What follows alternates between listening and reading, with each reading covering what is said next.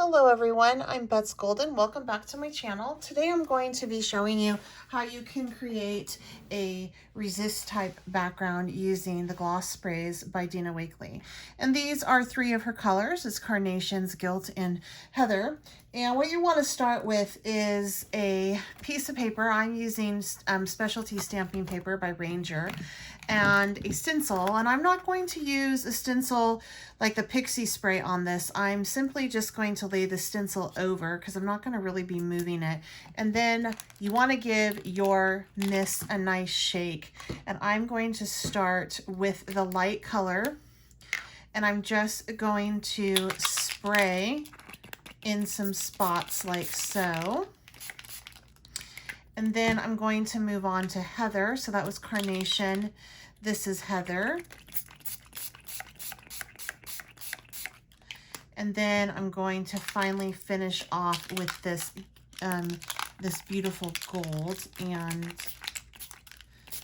there we go. So from here, you need to let this set up and dry, but you don't want to let it dry with the stencil on. Otherwise, you are going to have it stuck to your paper, and that's no good. So you really want to do your cleanup while everything is still wet. So this needs to set up and dry before we can move on to our next step with this background. But I just wanted to show you what it looks like after you lift the stencil off of the background paper. And again, I am using the Ranger Stamp Specialty paper. It's this right here. I've just cut it down. The reason why I have opted for this is because I really like how different inks glide on this paper, and so we're going to be using a blending technique in a few moments after we create the background, the centerpiece for this. And you could use this on a Nina white cardstock or a flat white cardstock, but I just kind of like it better on this specialty stamping paper whenever you're using any kind of blendable inks. All right, the next thing I want to do is I want to take our card base, and I just want to take the edges right here and give them a color. And so I'm going to use Peacock Feather. The reason why I'm going with this color is because the centerpiece, I'm going to do a touch of this to highlight the centerpiece. And so I thought it would just be kind of nice to have this along the edges as well to pull it in. I am actually using a makeup brush. This is not a blender brush. I'm not really a big fan of the blender brushes. I much prefer the blender tools. I guess I'm just kind of old school like that. But for this particular technique, I don't really care too much what this background looks like. Literally, the edges are just going to show. So I'm not I don't really care to go try to find my little blender tip that matches this peacock feathers at this point. This will work for now. And I did find this brush on Amazon for a couple dollars. I added it on to my order a while ago, and I rarely ever pull them out. I know some people really love them, and that's great, but for me, I just like the regular blender brushes, or the blender tools, I should say. I am going to just give this a little bit of a squirt to help oxidize it a bit, and then we will create our centerpiece for our card. For the centerpiece of this card, I'm going to be using this set by Hero Arts. It's the United as One set, and it's part of the Unity collection. And these are the two collaborating artists that got together and helped create it. So I encourage you to go over on Instagram and follow them, as well as whatever social media outlets they have. 100% of the net profits from this set will go to racial justice charities. So I am excited to use this, and I really, what sold me was these hands and the shading. So we're going to create a card today in which we use this whole set. So I want to take the heart, and this is the one I'm going to stamp out with my Distress Oxide in the Peacock, and I'm going to cut the heart out. So I really don't care if it's perfectly you know, like lined up in there. So what I'm going to do is actually move this down so you can see first. That helps, right? I'm going to just put it right there in the corner, and then I'm going to take my 2 magnets and just secure it down, because though it's not real important at this stage in the game, it is important later on down the road when I'm trying to line up those hands and doing that layer type stamp. So I'm just going to pick it up from here, and it's super sticky. So whenever it's sticky, you always just want to make sure you have the magnets on and whatnot. And I'm going to just take my peacock feathers, and I'm going to lay this out and give it a nice stamp. And then I am going to go ahead and just emboss it in a Distress Embossing Glaze in Broken China. The reason for this is none other than I am super lazy and I'm going to cut it out. And for some reason, the ridges of an embossed image really help me cut out the image better. It like aligns a nice little line for me that I can feel when I cut. So I'm going to take this and just put it right over my my little pan right here, and go ahead and lay out some Distress Embossing Glaze. And again, this is that specialty stamping paper.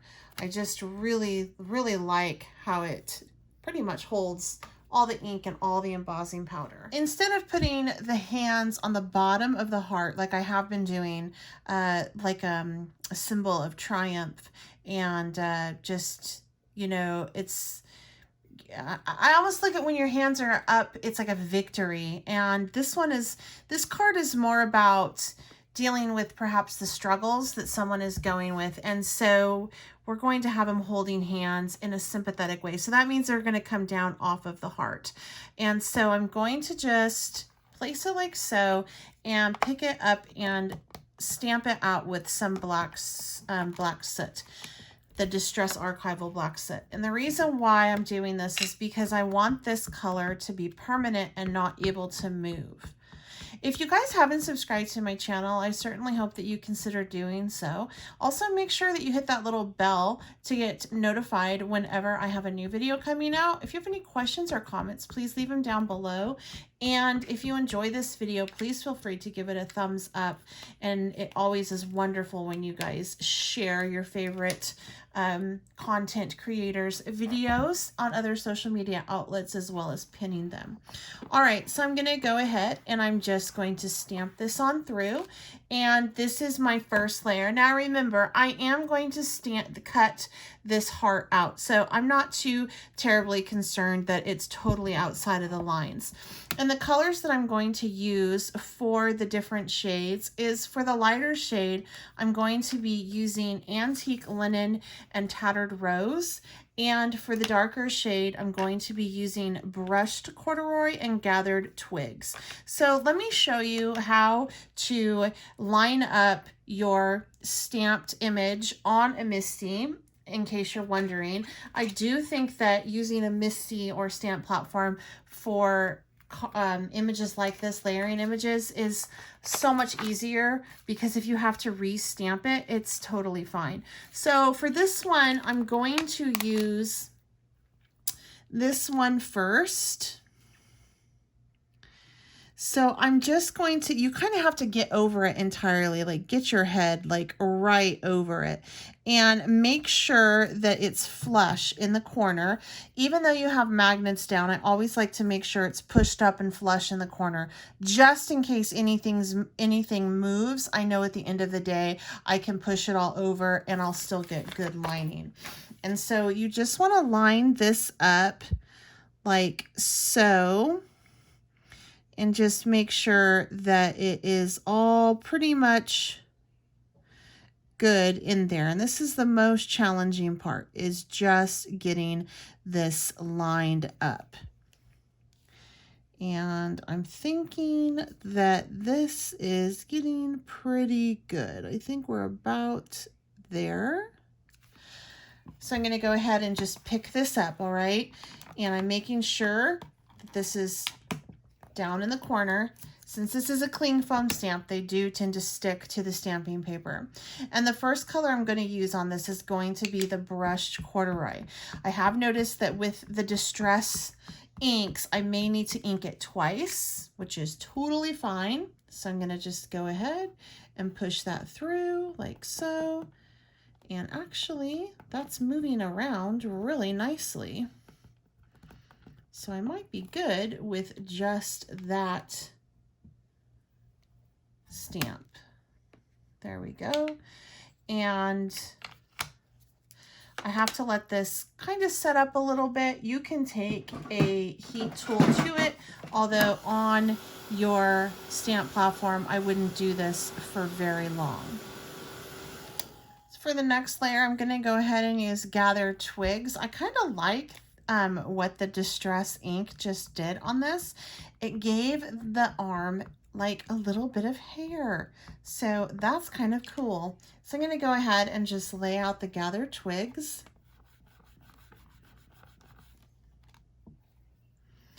And I think I'm going to hit that one more time.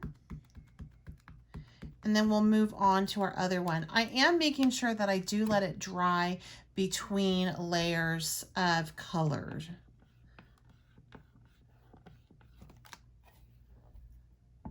So now that you know how to layer out stamps like this, I'm going to go ahead and do the rest off screen. But for this one, I'm going to use the Antique Linen, and then I'm going to use the Tattered Rose on this. And it just goes over the same way. I want to go ahead and color in her nails a little bit with some of this Distress Marker and Picked Raspberry. And I'm just going to lightly... I'm using the bullet point on this one, and I'm just going to give her nails a little bit of color. And then I'm going to cut out the circle, the heart. And I'm going to leave the heart white on the inside simply because I don't want there to be a lot of color, because there's going to be so much color in the background that it would just be too much. There needs to be a place for your eye to rest. So it's important that you always have a grounding color, which is either a white or a black somewhere on your design. One thing that you can do if you're concerned about your Distress ink moving around is you can take some Distress Glaze with clean fingertips, just pick up a little bit, and you're just going to go over the image. And what this does is it actually will seal the image and will cause it to be waterproof. So I'm just going to go over the entire image with my Distress Glaze. And then you're going to want to take a bit of a clean paper towel or cloth and just wipe away the excess of that. And this will cause your Distress ink to be permanent. And as you can tell, it lifted nothing up. So even if I were to just put some water on that, it's not going to move. It is sealed.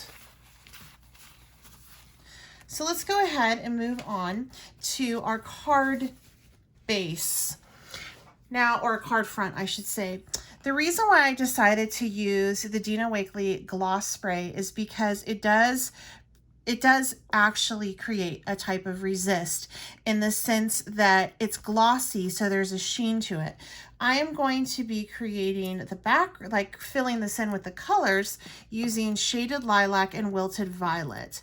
So I'm just going to pick up some of my ink on my ink blender in the Shaded Lilac first, and I'm going to just start to go in. And as you can tell, the gloss spray is just shining right on through perfectly fine.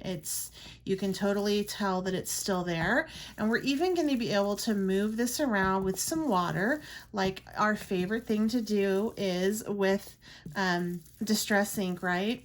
And We can seal it at the end if we need to with some distress glaze. That's totally fine as well if we're worried about it moving too much. So I'm just going on right down through the center like so with my shaded lilac. And then from here, I'm going to take some wilted violet and put it on these two corners, and then probably also around the edge, just to give it a little bit more definition. And see how it just pops with the color that we laid down with the gloss sprays. So pretty. And I'm going to take, when I'm done, I'm going to show you what you can do to really just make sure that it pops and it's just right there. But this is definitely one way that you can create a background, a resist background that's pretty easy. And the more colors that we layer up here, the more vibrant they become. So I like to go over, do a really nice layering of the darkest color, and then I go back over with a lighter color again and just kind of blend in those spots where the lines are. Though that is a pretty good blend that we have going there. So I'm going to just go through with some of this shaded lilac once again and just pick it up and just blend it right on through, going over some of those areas again. Like so. And then what we can do from here is actually take that paper towel again and just rub it down, and this will just lift any of that color that might be on top of the gloss image, the image that we laid. And then I want to make it move, so go ahead and just pop some of that down, and then voila, it's starting to move around and do some fun things. So I'm going to go ahead and heat this just to get it dry, and then we can move on to assembling. I want to actually ink the edges before we go on any further, so I'm going to use some archival ink in jet black. This is a big, huge pad that I picked up from Ranger because I tend to just gravitate towards big stamps, and I wanted something that I could easily do what I'm doing right now and also ink up my huge stamps. And I love this pad.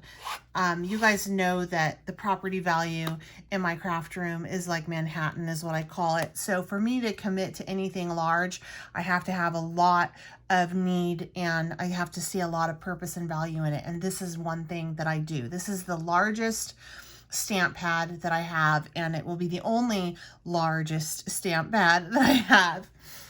All right, so I want to take this card base that we worked on, and we're going to just start to assemble this card. And I know you're thinking, that's an interesting color choice. You guys, I am all about the interesting color choices.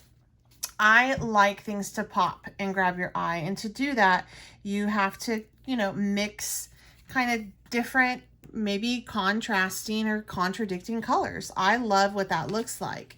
So even if you don't care for this particular color arrangement, you can use the techniques that I'm doing on any color and it'll totally work. All right, so I'm going to pop this on the front like so. And then we're going to put our little heart with hands, and I do some sentiments that I went ahead and I stamped out. For this, I think I want to use just some pop dots on it. So I am, just to give it a little bit of dimension, 3 usually will do it for a heart, I think. All right, and then I'm going to go ahead and put the sentiments on as well. I always like to add a little bit of bling to this, or like the Nuvo drops, but with the stamping paper, specialty paper, I don't care for any kind of drops because they flatten out. So if I put anything on, it's going to definitely be gems that I stick on the front. Now I did go ahead and stamped out these images, these sentiments from that same United as One collection. And I went with the specialty stamping paper. Again, swiped over some spun sugar, and then I topped it with the archival ink jet black, the thing you just saw me use. And I'm gonna go ahead and just decide on where I want the placement of these. I was thinking like something like here, but maybe offset is a little bit better. Or maybe we can do something like this where it's totally off on the bottom here. I think I like that. I'll do "Are you okay" here, and then this little sentiment here. So for this, I'm just going to add a little bit of liquid adhesive to the corner like so, and then cover it like so. Right there. And then I do think I'm going to pop on a couple little gems. I think I'll do 3 little gems in the heart just to give it a little bit more personality. So I'm just gonna go 1, 2, 3. We'll go 4 and actually 5. We'll do 5 gems. And I am going for a neutral solid color. I don't want to put too much more color on this. I think that would just really be an overkill at this point. So I'm just going with these gorgeous black gems. I think they're so pretty. And that way it just adds something without being too overwhelming on the front of this card.